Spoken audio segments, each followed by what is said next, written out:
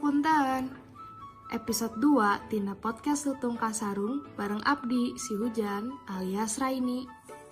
Kumaha kabar rencangan sadayana? Nuju di marana ye? Keur PPKM kieu ulah ka mana-mana heula nya. Mending di bumi sabari ngupingkeun podcast si Lutung Kasarung. Penasaran teu sih kana kelanjutan ti episode sahacana? Eta boreh asli diburakeun ka Purbasari atawa henteu nya? Pasti rancangan sadayana penasaran lah, manya henteu. Lamun kitu, abdi lanjut wae atuh nya. Purbararang langsung ngalaksanakeun pesen ti nenek sihir. Eta boreh teh beneran syah diburakeun ka beungeut jeung kabeh awak Purbasari.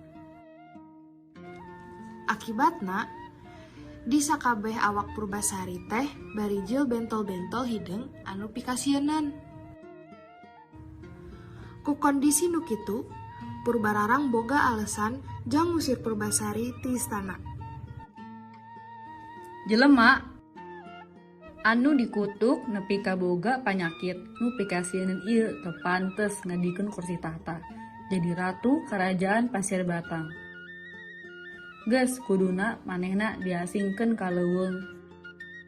Ameh panyakitna teu nular ka masyarakat Pasir Batang lainna. Cak Purbararang. Purbararang terus nyokot eta tahta kerajaan Pasir Batang. Manehna mitah uwak Batara anu mangrupakeun panesehat istana ngasingkeun Purbasari ka leuweung. Pas Purbasari geus diasingkeun ka leuweung, eta di kayangan jadi kacau balau. Pangeran Guruminda embungeun kawin jeung bidadari kayangan sapertos anu dibejaan ku Sunan Ambu indungna.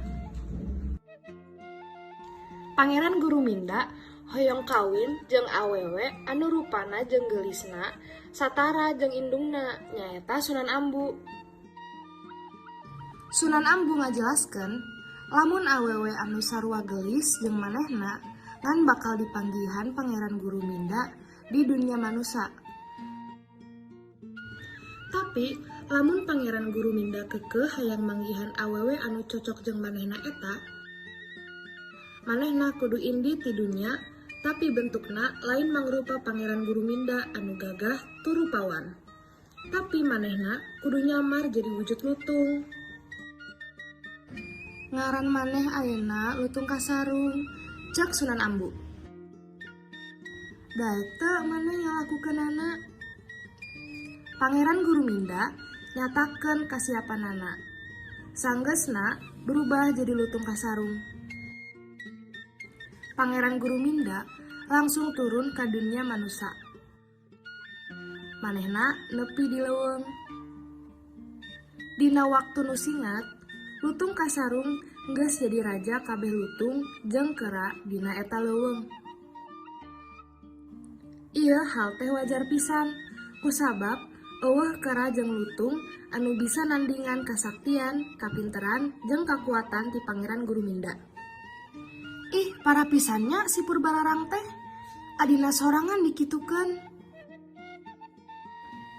Pasipatan iri jeung dengkina eta aya nu apal teu sih? Soalna bener-bener kaliwatan pisan guys.